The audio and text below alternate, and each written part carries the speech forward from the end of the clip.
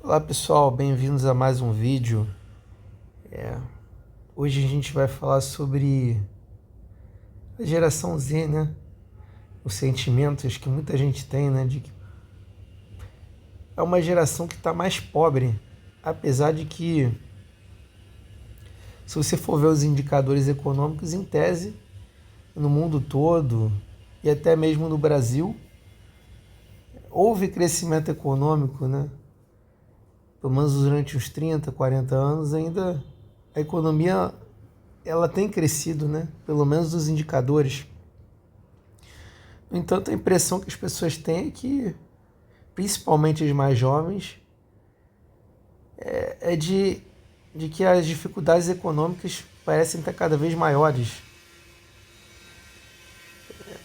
Falando especificamente da geração Z, que, dependendo das classificações, né, eles colocam como a partir de 97, 98, até meados de 2010, a gente pode dizer que geracionalmente é aquele grupo de indivíduos que cresceram com a tecnologia, né? Cresceram já no mundo digital. Enfim, mas talvez seja importante entender algumas razões, né? Do porquê que essa geração ela sente tanto essa sensação de que está mais pobre, apesar do mundo, em tese, está menos pobre, né? E quais seriam as razões? Acho que a crise econômica, né, de 2008, que foi realmente um baque, né, um grande baque dessa geração,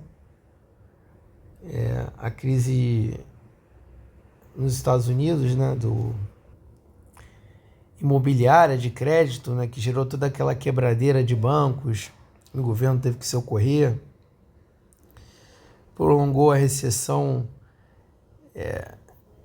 de pelo menos uns 4, 5 anos, né, nos Estados Unidos. Aqui no Brasil demorou um pouco mais a chegar, já foi já mais para meados de 2014, 15, né?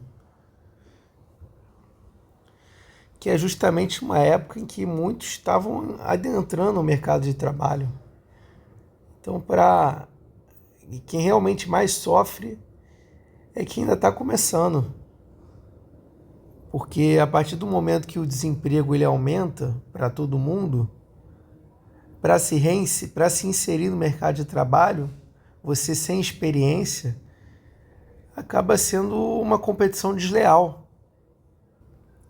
Então esse foi o primeiro grande baque, né? A crise de 2008.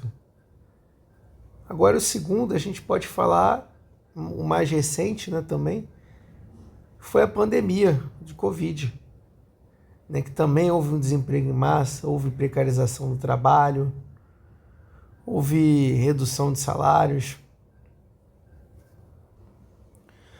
aumento de juros também, o que dificulta o financiamento de automóvel, de casa, né, imóvel. O preço dos carros, inclusive, aumentaram de forma vertiginosa, né?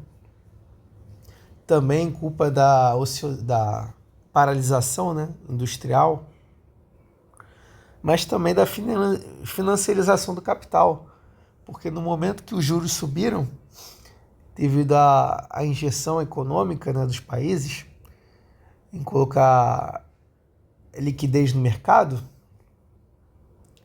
o pessoal chama de imprimir dinheiro, né?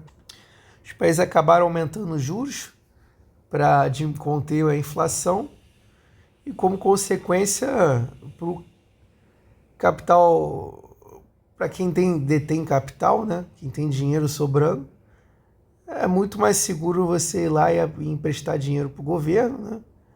Aqui no Brasil, então, com juros a mais de 14%, do que você tentar arriscar empreendendo, né? Porque, querendo ou não, você já tem o seu garantido, juros altos, por que você vai ter dor de cabeça, né? Com questões trabalhistas, com risco Brasil, e até lá fora mesmo, né? Se tornou bastante atrativo você aplicar dinheiro, porque, enfim, você sabe que é uma coisa que vai valorizar, né? Você não toma risco. Enquanto que se você vai investir numa empresa, você tem sempre o risco de quebrar, né? Ir à falência, bancarrota. E nisso também a inflação, né? Que a gente acabou falando do aumento dela, né? Na época do Covid, que afetou muito o custo de vida, né? Dos jovens, de carro, imóvel, aluguel, comida, o transporte. Tudo está muito mais caro, né? Então esse é o aspecto da crise econômica e global, né, que gerou a instabilidade. E falando de precarização do trabalho, a geração Z ela é marcada por trabalhos temporários, freelancer, né? Tem toda essa ideia de flexibilização do trabalho, sem carteira assinada, e que muitas vezes os jovens parece que preferem, né? Já tem várias pesquisas a respeito disso, né, que querem mais liberdade, mais flexibilidade para viver. Como no Brasil e em muitos países, né, do Ocidente, desenvolvido, você já não tem mais aquele modelo industrial, né, de inserção no mercado de trabalho, que você começa muito jovem como aprendiz, trabalha na empresa, na fábrica, melhor dizendo, né, na indústria, por 20, 30 anos, né, se aposenta,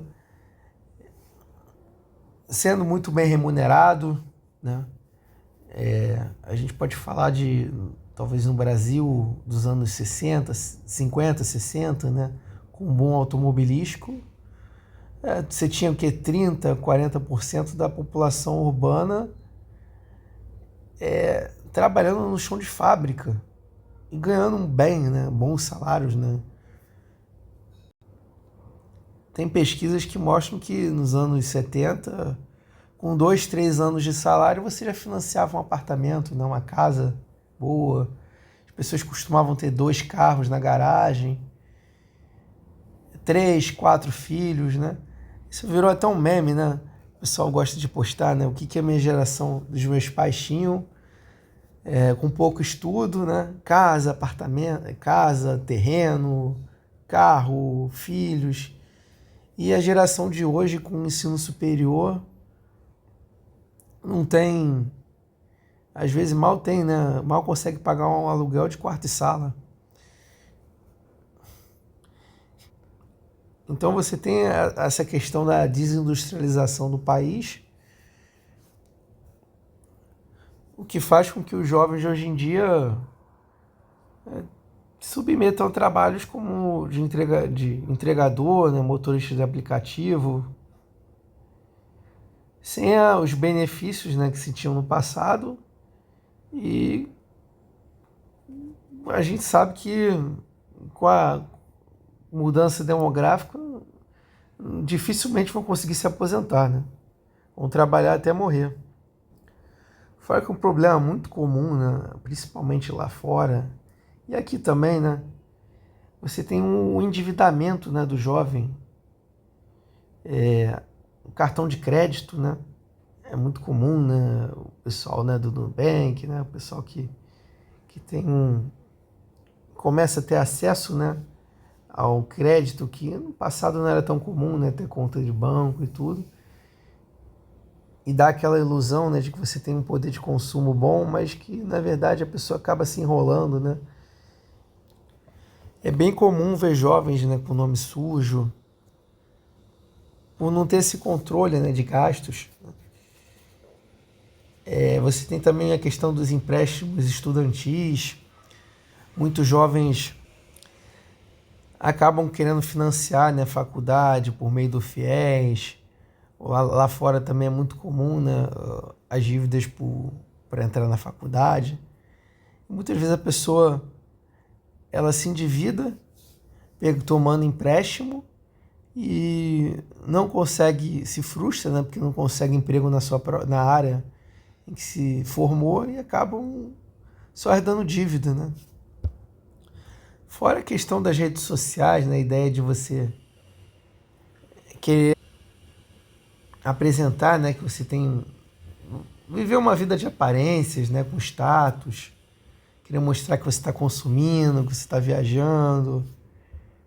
Isso também é um outro aspecto que acaba afundando financeiramente, né, os mais jovens. Você querer ostentar nas redes sociais, mesmo não tendo condição. Um outro ponto também que é importante destacar também é o aumento da desigualdade social, né? A concentração de renda ela cresceu muito, né, ao longo desses anos, principalmente dos anos 80 para frente. Então, a maioria da população, por mais que haja um crescimento econômico real, as rendas elas estagnaram, caíram, né? Principalmente para a classe média, né? Você vê que dificilmente os filhos e os netos, mesmo com mais, muitas vezes, a maioria da parte das vezes, com mais estudo do que os pais, não conseguem ter o mesmo padrão de vida, né? Então, claro que a desigualdade ela contribui para isso, né? É a geração que tem mais dificuldade para acumular patrimônio. Agora, falando também em fatores culturais, né? Expectativas diferentes, muitos jovens preferem realmente qualidade de vida. Não sei até que ponto isso também é um golpe, né? Mas muitos jovens, pelo menos no discurso, dizem, né, que preferem a qualidade de vida a acumular riqueza, né?